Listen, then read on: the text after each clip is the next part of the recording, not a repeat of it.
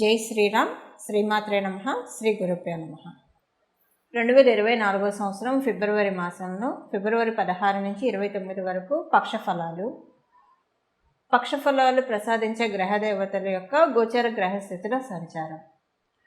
మేషరాశిలో గురువు సంచారము, కన్యారాశిలో మేషరాశిలో గురుదేవుని సంచారం, కన్యారాశిలో కేతుదేవుని సంచారం, మకర రాశిలో అంగారకుడు, శుక్రుడు, బుధుడు వీళ్ళ ముగ్గురు సంచారము. 20వ తారీఖు వరకు మకర రాశిలో ఉన్న బుధుడు 21వ తారీఖు నుంచి మకర రాశి నుంచి కుంభరాశిలోకి ప్రవేశము. కుంభరాశిలో రవి మరియు శనీశ్వరుని సంచారము, మీనరాశిలో రాహువు యొక్క సంచారము. ఈ గోచారంలో ఈ గ్రహ దేవతలు ఈ రాశుల్లో ఉండి సంచారాన్ని జరుపుతూ ఉన్నారు. ఈ సంచార దృష్ట్యా ద్వాదశ రాశుల వాళ్ళకి పక్షఫలాలు ఏ విధంగా ఉండబోతున్నాయి? ఈ పక్షఫలాలు ఈ వారం ఉన్న పక్షఫలాలకి ఒక చిన్న స్పెషల్ అంశం కూడా ఉంది. మొదట అది తెలుసుకొని తర్వాత పక్షఫలాన్ని చర్చిద్దాము. శనీశ్వరుడు, రవి, బుధుడు వీళ్ళ ముగ్గురు కలిసి 21వ తారీఖు నుంచి కుంభరాశిలో సంచారం చేస్తూ ఉన్నారు. రవి బుధుడు కలిసి కుంభరాశిలో సంచారము అంటే ఎప్పుడైనా సరే బుధుడు రవికి ఒక రాశి అటు ఇటు కలుస్తూ ఉంటాడు, మళ్ళీ వెనక్కి వెళ్తూ ఉంటాడు. అది జరుగుతూ ఉంటుంది. ముందు వెనక గడిలో కావచ్చు, లేదా వాళ్ళిద్దరు కలిసి ఉండడం మనం చాలా జాతకాల్లో చూస్తుంటాం. కాకపోతే ఆ కలిసి ఉండడం అనేది కొన్ని రాశిలో ఉన్నప్పుడు స్పెషల్ ఎఫెక్ట్ ఉంటుంది.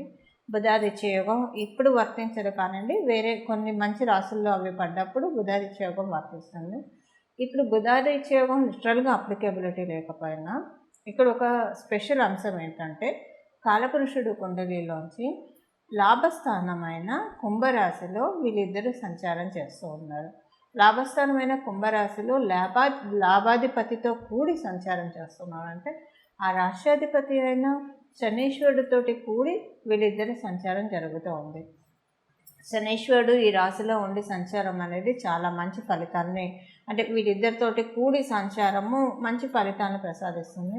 రవి శని కలిపి ఉన్న సంచారం గురించి మనం ఆల్రెడీ ఒక వీడియో చేసాము, అది ఒకసారి ఛానల్లో ఉంది చూడండి.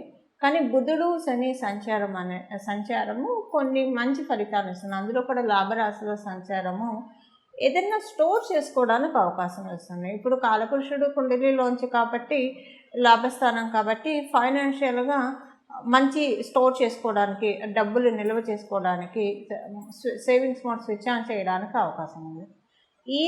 ఏ రాశుల వాళ్ళకి ఇది ఏ రకంగా లబ్ధికరంగా ఉంది ఆ విషయాలు మనం చూద్దాము. ఇప్పుడు మేషరాశి వాళ్ళకైతే కాలపురుషుడు కుండలిలోంచి అది ప్రథమ రాశి కాబట్టి ఇక్కడ సేవింగ్స్ మోడ్ స్విచ్ ఆన్ అవుతుంది. బట్ అన్ని రాశుల వాళ్ళకి అది ఏ స్థానం అవుతుంది, ఏ విషయాల్లో బెనిఫిట్స్ ఎక్కువగా పెరుగుతాయి, ఈ విషయాలు మనం చూద్దాము. అలాగే శని బుధుల సంచార రీత్యా ఈ పక్షం అంతా కూడా కొంత అంటే విద్యార్థిని కొన్ని విషయాల్లో కొన్ని అనుకూలతలు ఉంటాయి. ఏ విషయాల్లో మనం చూసుకుంటే కనుక ప్రత్యేకించి ఈ ఫైనాన్షియల్ ఫీల్డ్స్లో ఉన్న వాళ్ళందరికీ కూడా ఈ పక్షంలో మీరు ఏ రకమైన ఫైనాన్షియల్ డీలింగ్స్ చేస్తూ ఉన్నా సరే కొంత బెనిఫిట్స్ ఇప్పుడు బుధుడు మరియు శని వీరిద్దరూ కలిసి సంచారం చేయడం వల్ల అవకాశం ఉంది. అలాగే ఈ బెనిఫిట్స్తో పాటు కొంత మీకు ఏదైనా కనుక మెచ్యూరిటీ ల్యాక్ అయ్యి, అంటే కొన్నిసార్లు ఏ సిచ్యువేషన్లో ఎలా రియాక్ట్ అవ్వాలో తెలియక చాలామంది ఇబ్బంది పడుతూ ఉంటారు. అలాంటి స్థితిలో కనుక మీరు ఉంటే దానిలోంచి శని బుధులు ఇద్దరు కలిసి బయటకు లాక్కొస్తారు. అంటే బాగా మెచ్యూరిటీ లెవెల్స్ని పెంచుతారు. సో ఎక్కడ ఎలాగ స్పాంటేనియస్గా రియాక్ట్ అవ్వాలి, ఇలాంటి మెచ్యూరిటీ చాలా బాగా ఇస్తారు శని బుధులు ఇద్దరు కలిసి. ఇది జనరల్గా ఓవరాల్గా అందరికీ అప్లికేబుల్ అయ్యే పాయింట్స్. ఇక విడివిడిగా మీ రాశి వాళ్ళకి ఎలా ఉంది ఈ పక్షంలో, ఎస్పెషల్లీ శని బుధులు కుంభరాశిలో సంచారము మీ రాశి వాళ్ళకి, అంటే మిగతా ప్లానెట్స్ కూడా మనం తీసుకున్నాము కన్సిడరేషన్లోకి, బట్ ఈ శని బుధుల సంచారము మీ రాశి వాళ్ళకి ఎలాంటి ఫలితాన్ని ఇస్తుంది ఆ విషయాలు మనం ఎప్పుడు తెలుసుకుందాం. కన్యారాశిలో పుట్టిన వాళ్ళకి చాలా చక్కగా ఉంది. ఇప్పుడు ఉన్న ఈ పక్షము చాలా మంచి, అంటే మీకెవరితోటైనా ఇంటర్నల్ కాంపిటెన్సీ ఉన్నా, లేదా ఎవరితోటైనా అంటే ఈ కాంపిటీషన్ ఒక్కొక్కసారి హెల్తీ వేలో ఉంటుంది, ఒక్కొక్కసారి అన్‌హెల్తీ వేలో ఉంటుంది. అన్‌హెల్తీ వేలో ఉన్న కాంపిటీషన్ తోటి కనుక మీరు బాధపడుతూ ఉంటే, దాంట్లోంచి ఇప్పుడు బయటికి రావడానికి చాలా చక్కగా ఉంది. మంచి ప్రోగ్రెసివ్ లెవెల్‌లోకి వెళ్తారు. సో, వాటన్నిటికి చెక్ పడుతుంది. మీ ప్రోగ్రెషన్ మీకు చాలా బాగా స్మూత్‌గా డ్రైవ్ అవుతుంది. మీరు రుణ ప్రయత్నాలు చేస్తూ ఉన్నా, అది మీ పిల్లలకి సంబంధించిన విషయాల్లో కావచ్చు, లేదా మీ ప్రాపర్టీస్‌కి సంబంధించిన విషయాల్లో కావచ్చు, రుణ ప్రయత్నాలు చేస్తూ ఉంటే, ఆ రుణ ప్రయత్నాలన్నీ కూడా చక్కగా సఫలీకృతం అవుతాయి. మీకెవరన్నా డబ్బులు ఇవ్వాలన్నా అవి కూడా మీకు రూట్ అవ్వడానికి అవకాశం ఉంది. వ్యాపారస్తులు అవ్వచ్చు, ఉద్యోగస్తులు అవ్వచ్చు, ఇద్దరికీ కూడా మనీ సేవింగ్స్ విషయంలో చాలా చక్కగా శుభకాలం ఉంది. కొన్ని అంటే మీకున్న కర్మదోషాల నుంచి అంటే పూర్వజన్మల నుంచి చేసుకొచ్చిన కర్మదోషాల నుంచి బయటపడే ట్రాన్సిషన్ పీరియడ్ ఇప్పుడు మీకు ఈ పక్షంలో. సో, అంటే వాటిల్లోంచి ఎప్పుడైనా సరే మనకున్న రోగం తగ్గితే మనం హెల్తీ అవుతున్నట్లు కదా అర్థం. అదే కదా అర్థము. అలాగా ఆస్ట్రల్ ఎనర్జీ, ఆస్ట్రల్ బాడీ ఈ పక్షంలో హీల్ అవుతూ ఉంది. దానివల్ల ఏంటంటే కర్మదోషాలన్నిటి నుంచి నెమ్మదిగా బయటపడే శుభ సమయము. ఒకసారి కర్మదోషాల నుంచి పడుతూ ఉన్నామంటే మనకక్కడ ఏంటంటే ప్రోగ్రెసివ్ లెవెల్లోకి మనం వెళ్తున్నామని ఇండికేషన్. దానికి ఇప్పుడు కన్యా రాశిలో పుట్టిన వాళ్ళందరికీ కూడా చాలా చక్కటి స్కోప్ ఉంది. మీరు కన్యా రాశిలో పుట్టినా ఈ స్కోప్ ఉంది, కన్యా లగ్నంలో పుట్టినా కూడా ఈ స్కోప్ చక్కగా ఉంది.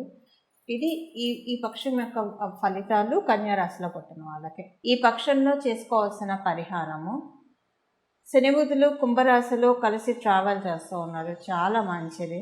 అంటే మళ్ళీ శనీశ్వరుడు కుంభరాశిలో ఉన్నప్పుడే బుద్ధ భగవానుడితో కూడిన ట్రావెల్ జరుగుతుంది. ఇక్కడ సూర్యనారాయణ మూర్తితోటి కూడా కూడిన ట్రావెల్. కానీ మళ్ళీ ఇది తప్పిపోతే కనుక, అంటే శనీశ్వరుడు కుంభరాశిలోంచి మీనరాశిలోకి వెళ్ళిపోతే మళ్ళీ ఆయన ఇక్కడికి రావడానికి 30 సంవత్సరాలు పడుతుంది. ఇప్పుడు కాలబలం చాలా బాగా ఉందండి. దీన్ని బాగా యూటిలైజ్ చేసుకోవాలి మనం అందరం కూడా. దీన్ని ఎలా యూటిలైజ్ చేసుకుంటాము? అందరం కూడా సహజంగా బాధపడే విషయము సేవింగ్స్ ఉండట్లేదు అన్న బాధ ఎక్కువగా ఉంటుంది అందరికీ. ఈ సేవింగ్స్ మోడ్ స్విచ్ ఆన్ చేసే సమయంలోకి ఇప్పుడు అందరూ కూడా వచ్చారు. ఎందుకంటే కాలపురుషుడు కుండలిలోంచి సహజ లాభస్థానం కాబట్టి.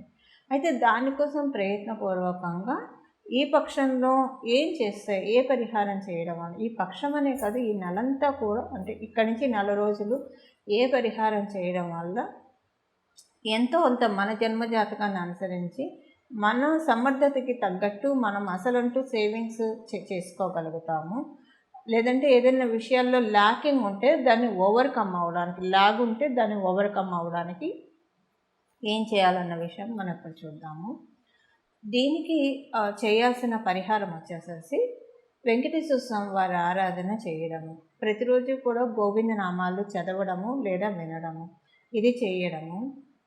అలాగే మీకు లలిత సహస్రనామం కనుక చదవడం వస్తే ఇప్పుడు మనం ఇక్కడి నుంచి ప్రారంభించుకొని ప్రతిరోజు విడవకుండా లలిత సహస్రనామం